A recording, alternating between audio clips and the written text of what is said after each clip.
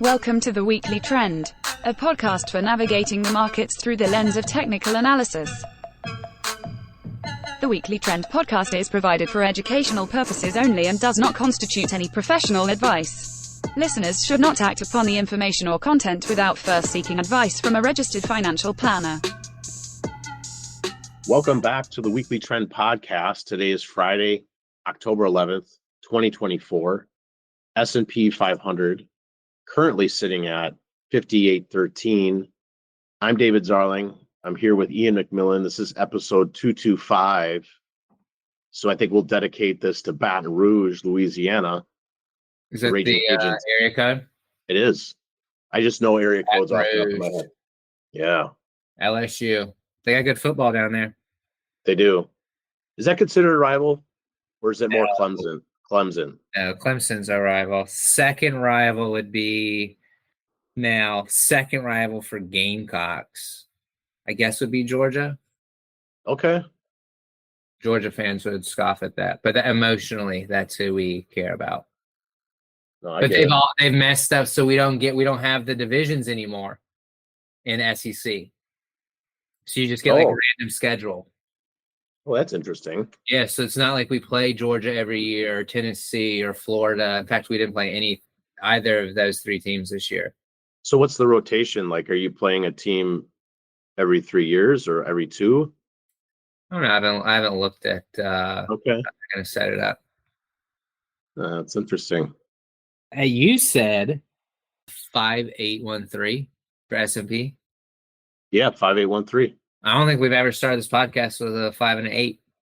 No, we have not. That would mean yes. If you heard that, that does mean we did get another all-time high this week, and got a couple of them, including today.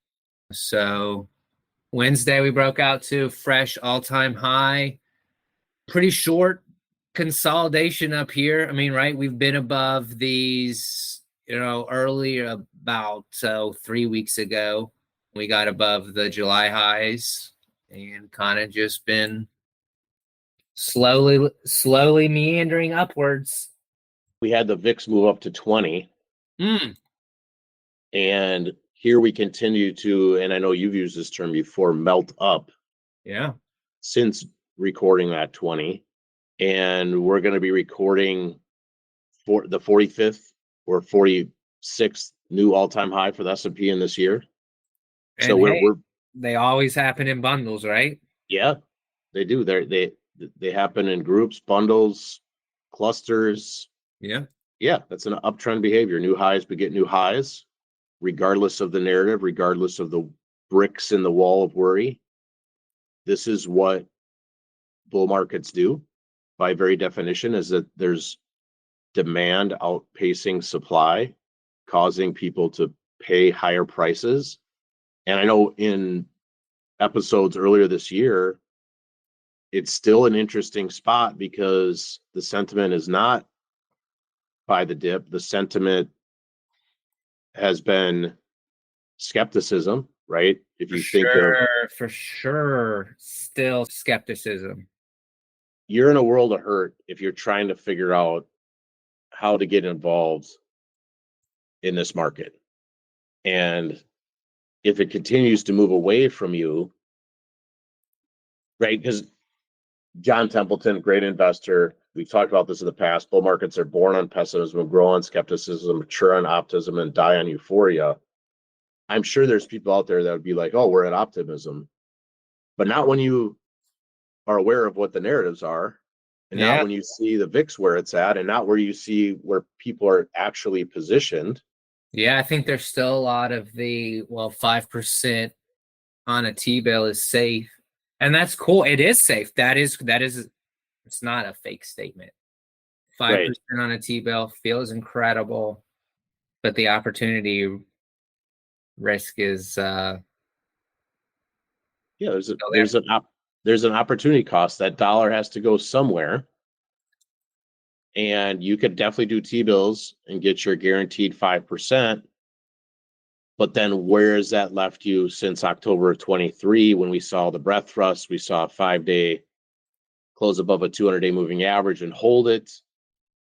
Been one of the best election years, Yes. the first 9 months.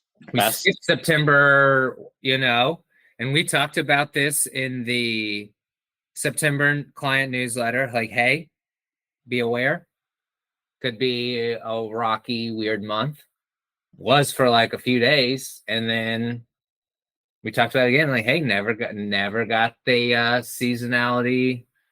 It has been a very good election year. In fact, Ryan Dietrich has it as the best first 9 months of an election year ever. I don't know. Maybe they're pricing something in. Maybe they're excited for something. And you can price something in, and then I'm through November 5th, and then November 6th, we start. I mean, I'm open to that. I mean, I'm always open to anything. So I guess election year wouldn't be super different to that.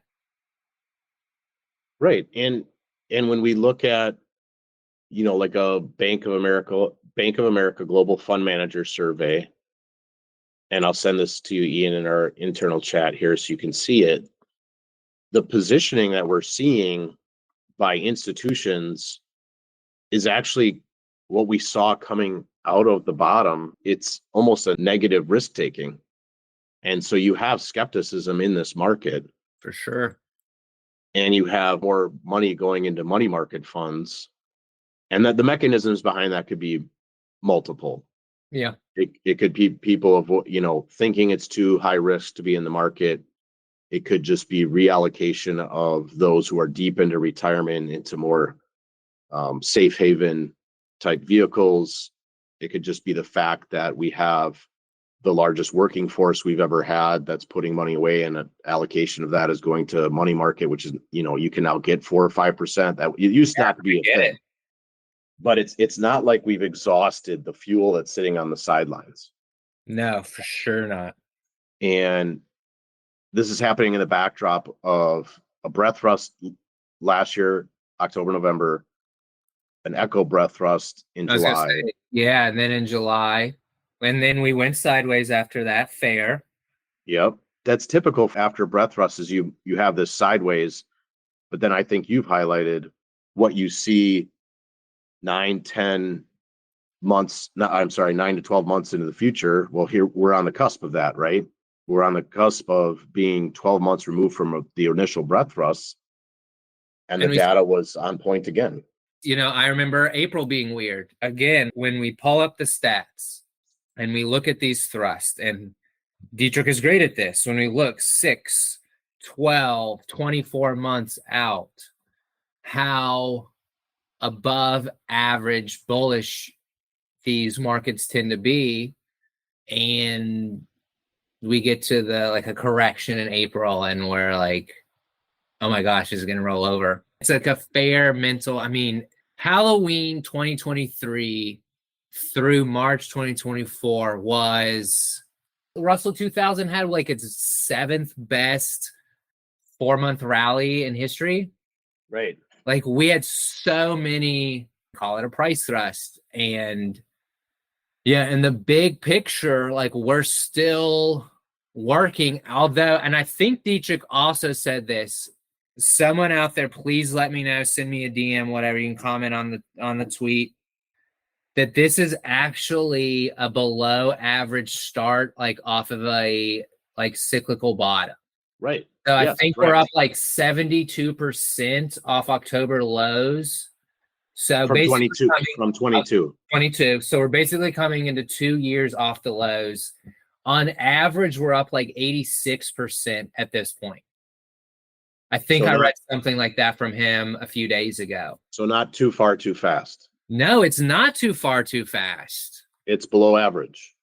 It's technically below average. If this turn and this, it's most likely, a new multi-year bull market. We've said that many times. Yeah. And so when you paint the backdrop of these two breath thrusts, the below average return from a cycle low, you have rising 200-day moving averages across the board. And then you add in the following factors, which is breadth is not extended, meaning something like a bullish percent for the New York Stock Exchange is sitting at midfield. So it's not like you're sitting on the goal line. Then you add in bucking the September trend of negative seasonality for the market and actually being positive.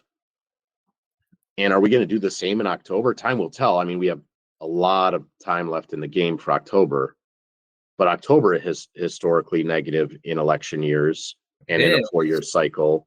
We're not off to a bad start, though. Correct. So is the seasonality wrong? That's not the way to look at it. The way to look at it is that's what has happened in the past. Mm-hmm. Doesn't have to happen in the future. And when it doesn't, that's when we should pay attention. And the flip side applies too. November through April, a notoriously strong 6-month period. If we're not strong during that period, that's something to pay attention to as we head into summer of 2025. What if that's one of those relationships? Like, it's like, what if we're 10 years into a rising rate environment and we realize that May through October is now the most bullish 6 months? That's fair. Wouldn't that be fascinating? It would be fascinating because you've highlighted on here in past episodes that here are the things we know. When we look at history, we're historians, we're market historians, that interest rate cycles are typically 35 to 40 years. 1980 to 1982 was the peak of the previous interest rate cycle. We headed into the next interest rate cycle of lower rates with the time ticking and coming up near 2020 for that. And wouldn't you know it, we've seen higher rates since 2020. If we are truly in a new 35 to 40-year cycle, your point simply is, Ian, is that these relationships that have existed for 40 years, they just need to be viewed through a different lens. Yeah, I just don't think that you can rely on, I mean, interest rates just impact so much the fixed income market, and what people pay for debt has such massive ripple effects. Yeah, it's the cost of money. Yeah, and that is, I mean, I'm genuinely up for absolutely any relationship flipping 180. And like when I say relationship, this cause and effect of when X does this, Y does this, and that type of thing. And it's fair. A lot of our industry is built, right? You want to look at like, okay, historically, what has happened? I think that leads to I think it's a fair way to look at it. I think it leads to a lot of good decision making. Well, a major pillar of our industry using buy and hold is the 60-40 portfolio. And look at 40% of bonds we're supposed to offset or de-risk or de-beta the 60% that was exposed to stocks. But now we're seeing beta out of bonds that's greater than stocks.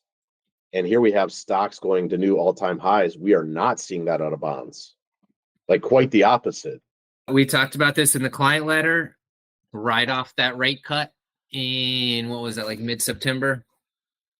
And you've got, I'm looking at TLT. So the most affected, the further out you go on the duration spectrum, is always going to be more sensitive to interest rate movements. I mean, they said they cut rates, Dave, so I assume bonds. I mean, what a boost for bonds. No, not a boost for bonds. And for perspective, for our listeners, we're talking about the S&P 500 going out to new all-time highs, along with many other instruments, equal weight. Yes. You name it.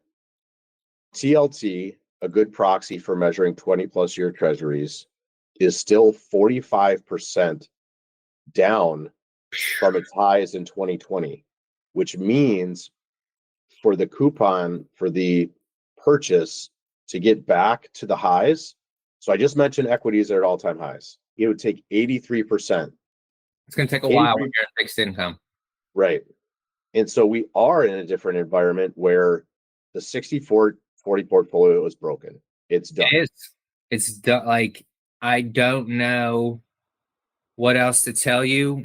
Moving to quote unquote fixed income when stocks get rockier in a downtrend. I don't think it's an option anymore.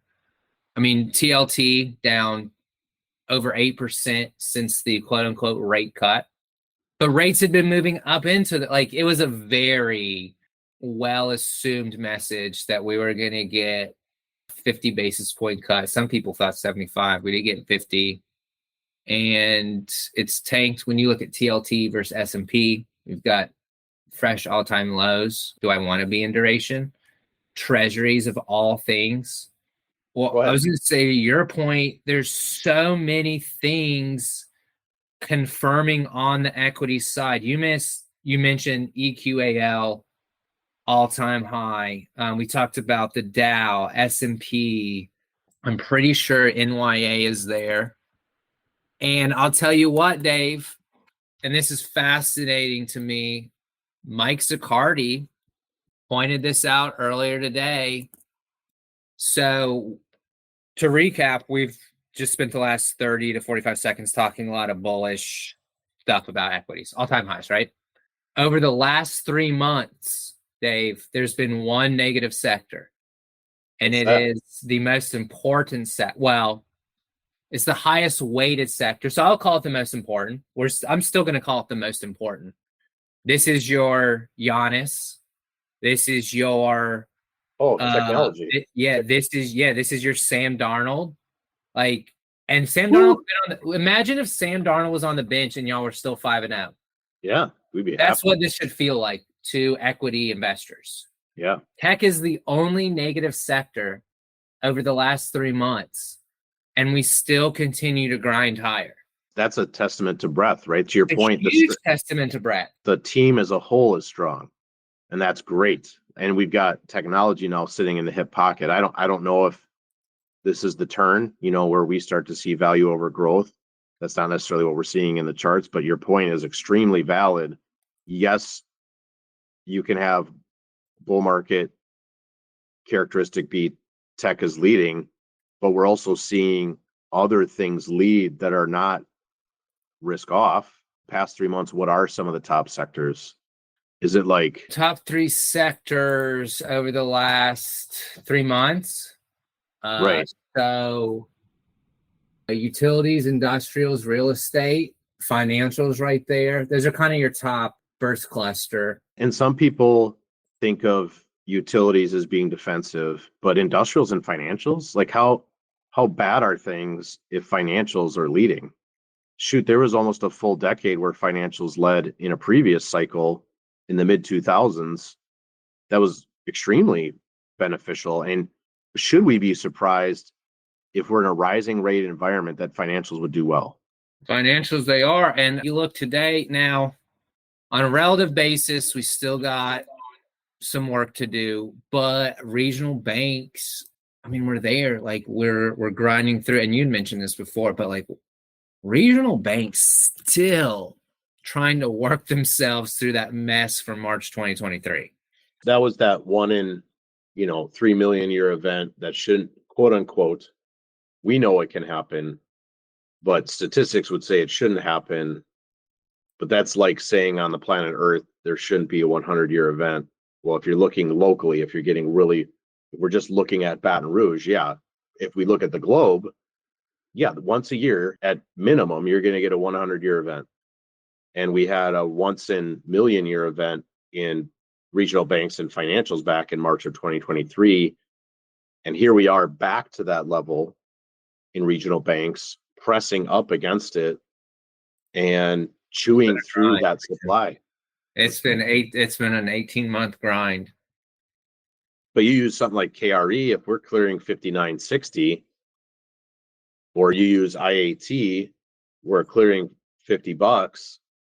That's a really strong area. And again, I'll say when financials are doing well, and it doesn't have to be on a relative basis, just on an absolute basis, that's risk on behavior. It is. And your bigger banks, right? So if you want to look for clues, right? So it's like, okay, well, let's see what some of the stronger regionals are doing. I mean, we do have multiple regionals looking strong. You've got your JP Morgan likely going out to I mean, close to all-time weekly highs. Bank of America continues to hold up above, this $37 area. So the big banks look fine. I mean, we mentioned, what was it was utilities. Utilities the best sector over the last 3 months. Hey, 03 to 07. I was going to say, so It's not sexy. It's not fun. It's not Amazon. It's not Apple. But it is what it is. I mean, it's the strength. that's where the strength is. And it's not Staples. It's not Staples. You look at Staples and I'm not saying you need to buy utilities because there's an opportunity cost there, meaning versus the S&P. But the fact that it's doing well isn't by itself risk off. And again, I'll go back to what you highlighted before. If we're in a new 35 to 40-year interest rate cycle, we're going to see continuing rising rates. Do we really get to be surprised when some of these relationships change? And I know before we hopped on here, you were talking about if you look at Treasuries versus the S&P and you compare that to gold versus copper, so we've got two ratios there. You stack them next to each other, highly correlated for a long, long time. I totally understand why for decades this was a fair risk on, risk off ratio. I get it. Yeah. You're not saying it was wrong. You're Nope. just saying that, hey, we have to be open to the idea that an interest rate cycle changing, and this is what's fascinating about all things in life, to be honest with you, is that when there are cycles that exceed the investable lifetime of someone or someone who's managing money, if you don't have a way to identify when that's changing, you might spend a decade struggling because you are living under a different paradigm. Yeah, you're just churning your wheels of why. And it's hard. I mean, I think it's also hard to go beyond, like, if you want to know if you should own stocks or bonds, look at the chart of stocks and bonds. Right. I get that there's highly correlated things and it's cool, but if we want to be literal about what should I own, stick to those two assets. This would have told you to be long treasuries for the last 3.5 years. And what has that got? And treasuries have underperformed the S&P over that time frame by 49%. That's the very definition of opportunity cost. And if you have some type of mandate where, let's say it's a fund or any other scenario where it's a mandate and you have to own credit, well, then do that top-down analysis. If you can get 5% at low risk or no risk, you have to start there. And then when you start doing the analysis of the entire aggregate bond complex, which is much larger than equities, and you look at something like AGG, and then you start comparing things to AGG, what are the things that are doing better than AGG? It's things like convertible bonds, junk bonds, high yield bonds, emerging market bonds. That's risk on. If you have to own bonds, you're taking on the riskiest parts. And that statement alone could probably give some people some, like, why would you own the riskiest parts? Risk and return. How much risk am I taking to get the return I'm getting? And right now, it's actually more risk to be in long duration government securities than it is to be in some of these high yield instruments or convertible bonds. I mean, look at high yield spreads. They've absolutely collapsed. Yeah. Lowest since summer of 22. I love looking to the fixed income market for clues. I absolutely love it. And I mean, it continues to give hey, full steam ahead. It's screaming risk on. The credit market is screaming risk on. And wouldn't you know what, equities are following that. They are. The instruction. And so sometimes for the past few weeks, it kind of feels like we're saying the same thing. Are there any things, Ian, that you're looking at that the risk on thesis would be under question or be refuted? Because in the end, that's why we use technical analysis, is you have a thesis, price either confirms that thesis or denies it, and you position accordingly. So is there anything that you're looking at that you say, okay, if we're below this price level, it could be relationship, it could be a broad market, it could be certain leaders that you're looking at. What are some things that you're looking at that say, okay, we have this risk on thesis, we have the credit markets that are confirming that thesis, but oh, we have some things over here. We just got to keep an eye on them because they might refute that thesis. One, and I've mentioned this really a few times over the last couple months, high beta versus low vol, that really continues to fix itself. We are actually back in this channel. I mean, it's a more sideways relationship than I'd like it to be if I was being super greedy. But it has fixed itself. The one that you mentioned it looks exactly like it. J&K versus AGG has fixed itself. And I'm using that without the dividend. Like if you've got total return in there, amazing. I mean, yeah, now you've got J&K, AGG breaking to new highs. 6 months ago, I would have had a little bit more of I'm not going to call it a red flag, orange flag over this whole, like, you just told me 20 minutes ago that the tech is the one negative sector over 3 months. But look what we've done since then. We've continued to grind higher on an absolute basis. Pretty much everything's holding up.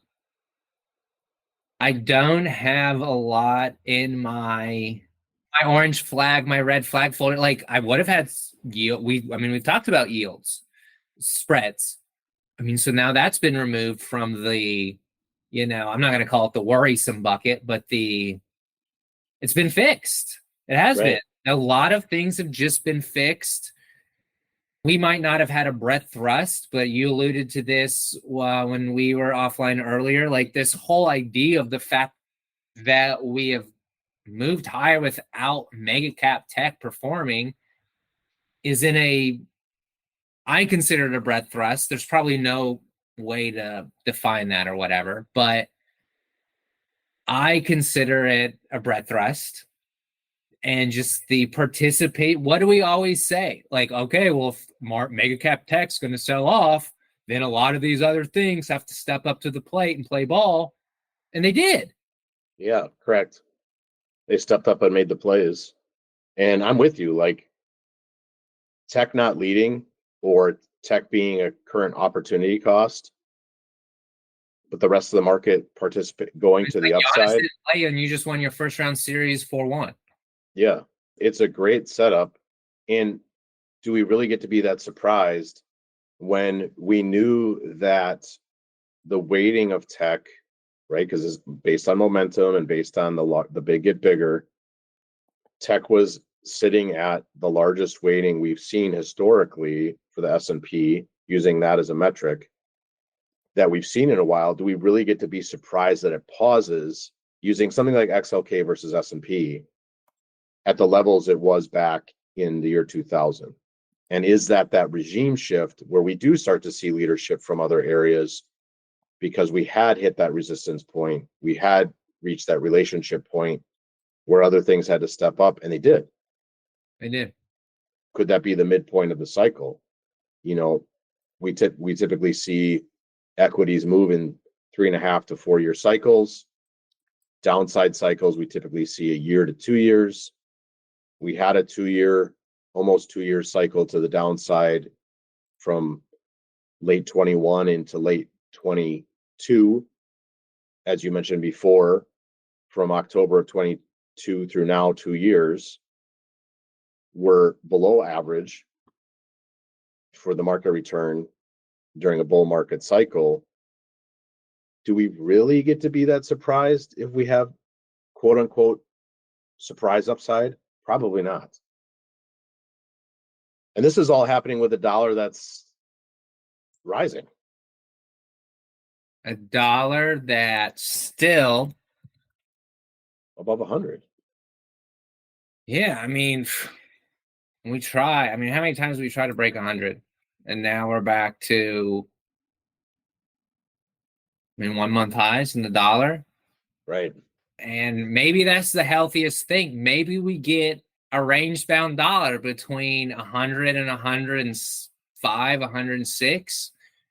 And the market says, yeah, I'll take it. I mean, pretty range bound for most of 2013, 24. I mean, those were good. We've had good markets in range bound dollars Yeah. with a range bound dollar. Right. And that goes back to the market enjoys stability of the inputs and or a cooling of those inputs. And so if you have a range bound, a stable dollar that's not, or a grid, let's call it a gridlock dollar, because I'm about to take this to politics. The same thing, while the market doesn't have a favorite party, what we do know is when we have gridlock, we have division in the House and the Senate. The market likes that because guess what? The rules of the game aren't going to change. And so if we want to get on our fundamental soapbox, the idea that the input costs into a business is going to stabilize now makes the rules of the game a more known commodity, if I can use that term, commodity. That's not a bad thing. That's a good thing. Another thing for risk on, and yet we see skepticism. So we have all these technical analysis tools that we can use to do top-down analysis, even have a macro understanding of things that continue to check off boxes for risk on. Meanwhile, the narrative is focused elsewhere. The positioning is focused elsewhere. A lot of angst out there. I feel the wall of worry is we got plenty of bricks right now. Yeah, we're less than 30 days from a U.S. election, arguably the most powerful, we're electing the 5,000 most powerful people on the planet. So I understand the angst behind it, but the market likes to climb that wall. You have conflicts across the world, whether we're talking about Ukraine, the Middle East. We have inflation just picked back up. What have we talked about? Inflation. Yep. Better be protecting that purchasing power. One of the best ways to do it is equities. Yep. And we're coming off the backside of 2 hurricanes in the U.S. that have devastated areas. And so there's plenty of narratives going around that are negative. It's when the narratives start to shift towards this market can't miss, or it's bullish forever, or this time is different. And we don't have that yet. We don't have people positioned that way. We still have people stuffing money in money market funds. We still have net negative risk taking from fund managers. Or I'll wait till after the dust settles from November. Oh, right. You could definitely see that. Yep, I'm going to wait till after the election. I'll wait and see where things stand. And if I personally agree with the elected official, then maybe I'll put some money to risk. But if I think they're going to be bad for the economy because I just don't personally align with them, then I'm just going to stay in cash and T-bills. Right. Okay. I'm telling you right now, Kamala Harris gets elected and we stay in an uptrend. I'm going to be pretty aggressively invested. It's like, right. Sorry, it is what it is. I don't agree with her, a lot of her stuff, but what am I going to do? Sit in front of a client and say, well, I just really didn't like her debate performance. So we decided we were going to be really protective with your investments for the next 4 years. Well, and remember that some of the quote unquote, I'm not saying they actually are, but quote unquote smartest people on the planet were saying the market was going to crash if a Trump was elected in 2016. Oh, yeah. I think Krugman said move all your money to emerging markets. Yeah. Was that not a lesson in don't listen to the talking heads, listen to the market? If the market doesn't like a candidate, we'll know. We will know. It's math. It's price. Price moves on a chart. If we're below certain levels, if we're below a 200-day moving average, if we're below 5,600 on the S&P, if these equal weight products are below their previous high, that will be information that's saying, okay, maybe the bullish thesis needs to be reevaluated. But until then, you could have either candidate elected And the market's going to do what the market's going to do, regardless of your opinion of that candidate. I'm not saying your opinion on that candidate is not important, that you shouldn't vote. You should. But whether it's reflected in the market or not, you're talking about two different data inputs. One is the collective opinion in the market, and one is your own individual opinion. And a lot of times those are actually at a juxtaposition. Market doesn't care a crap about your opinion. Go ahead. No, yeah, 2017. I mean, they had everyone convinced 2017 was going to be the most insane year in markets. Because the orange man now, I mean, dude, all he's got to do is push the button. We could have a nuclear war tomorrow. Mm-hmm. It was, by basically every single measure, the least volatile market in the history of the stock market. For least volatile year. Yep. I mean, you had the least volatile market. So we went from it's going to crash to one of the least volatile markets on record. In addition, the war drumming that was going on at the time, we had ISIS gone within 2 months. We had no other conflicts that we engaged in. So this quote unquote warmonger turned out to not be that. And so you always have to see the end result, not your opinion of it. You have to watch the market, not your opinion of it. It's a very distinct two different things. You have to see the scoreboard rather than your opinion on the team. Because inherently, I think humans are negative by nature. Your team could win a game and you're still going to find negatives. Like there's no such thing as checking all the boxes, even though I would make the argument that right now is the most boxes I've ever seen checked for a bull market. And people are still going to find negatives about it because that's human nature. But in the end, the trend's the trend. The Chiefs are the Chiefs. I mean, the Chiefs have won what? How many Super Bowls now in the last 5 years? They are 3. That's the trend. Like until that changes, it's status quo. Until these other things start to bear their heads differently, such as credit markets, the areas of the market that we're seeing perform, until those change, it's a bull market.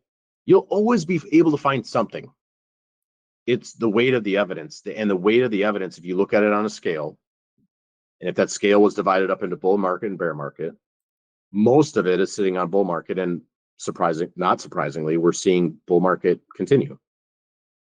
If that starts to stack the other way, fine. Yeah, you want to see credit spreads spike. You want to see, I mean, let's just basic relationships where, Ian, should I be in just cash and cash equivalents, or should I be in stocks? Pull it up on your computer. You can answer that in 5 seconds and then go on about your day. Yeah, until those change, and this was to your original question 5 minutes ago. I'll continue to say there's just not a lot out there. Not as much as there was 3 weeks ago. Lots of relationships that just fix themselves in a bullish manner, which we would expect. They've been bullish, July, August, September, kind of wonky for a lot of some areas. I mean, what about the whole yen thing? That is gone. Golly, we talked about that for 48 hours. That was supposed to be the big credit event.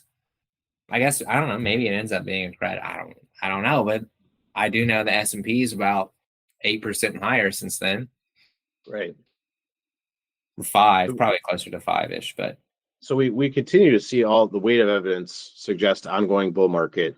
That doesn't mean it eliminates volatility from the market. Meaning, again, if we just use something simple like the S&P 500, we're currently sitting about 9% above a rising 200-day moving average. Could you still see corrective behavior of 9% from today through the end of October, and you still have the bull market thesis alive? You could. And would that feel good? It wouldn't. To some. Would it be normal? Absolutely. Would be normal. I'll give you one. Most momentum indicators from the mid-July highs, we've got divergences. Okay. So you look like an RSI I mean, we have not gotten back to overbought on a daily RSI since July 15th. But yet and that's fair. Like, we did, one caveat I give this is it's an RSI. We did go. This is much better than we got a divergence. And for the last 3 months, we were in an uptrend. I mean, we really have been sideways up until about 2 weeks ago. So does the divergence kind of make sense? Yeah. But again, I mean, that goes to, like, if you got to make me go fish for something, maybe I'd put that in my something to watch bucket. But and divergences can last a long time. can. And we haven't seen, and the other way to use RSI is we haven't seen RSI get oversold in the S&P 500 for well over a year. And there's the leaders. So if we just look at the leaders, something like NVIDIA, we're still sitting in a bullish range. Or you look like at an Eli Lilly. When you look at Eli Lilly, you have an RSI that's in a bullish range. And that's not negative. So the divergences are there, but you've highlighted, I mean, since the beginning of this podcast, really, that divergences are to be aware of, but also they can also last a very long time. And they're not really confirmed as being an issue until we're breaking prior lows or breaking some trend metric like a 200-day moving average. And we're just not seeing that. We're not there. There just isn't a lot of warning signals. There are a lot of canaries in the coal mine, and a lot of them are flying back out alive. Yep. And so there's really not much more to add. I do want to highlight the supporter of this podcast, the Adaptive Select ETF, listed on the NYSE under ticker ADPV, which helps investors access two of the most prevalent factors in markets, momentum and relative strength. It uses proprietary identification methods, which allow Adaptive Select ETF to attempt to own the strongest 25 large cap stocks when the market is in an uptrend. And since not all market environments are the same, Adaptive Select seeks to prevent extended declines by moving to short-term treasury bills and cash during long-term market downtrends. Investors can find out more, including how to invest in ADPV, by visiting adpvetf.com or calling 1-833-880-5200. Investing always involves risk, including possible loss of principal. ADPV is distributed by Quasar Distributors, LLC. So with that, Ian, we're towards the end of our time together. I always appreciate doing these with you. I know our clients appreciate it. We hope our listeners appreciate it. Anything else you want to highlight for our listeners before we sign off? No, I just think beware of the opportunity cost between comfort and simple risk taking. There still continues to be a lot of comfort and it's fair in getting 4 or 5% off of short-term T-bills. And that's for sure, I mean, better than anything than we've seen in my career.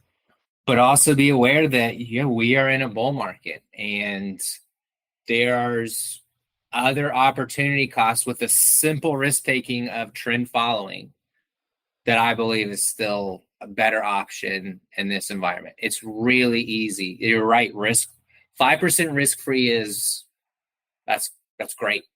It's great. But being involved in uptrends using simple filters also can net you a lot more in this environment. And has been, right? I'm just saying this. I mean, we've been here for 2 years. Yep. Well said. I don't have anything to add. The evidence continues to suggest further upside that doesn't eliminate normal market volatility, such as a 5 or 10% move down to a 200-day moving average would be perfectly normal. But that would be probably the exception to the bull market behavior that we're seeing. Heading into, we're only 20 short days away from the best 6 months, seasonality speaking, and we could take that data in when it comes. But we continue to see the boxes checked. We continue to see bull market behavior. And until that changes, that's what we have to default to. It's just as simple as that. And so we appreciate everybody listening. Share this with your friends, family, give us a high ranking. It's a way that you can pay a compliment to us if you appreciate this information. So thanks again, Ian, for being on here with me. Have a great weekend, everyone.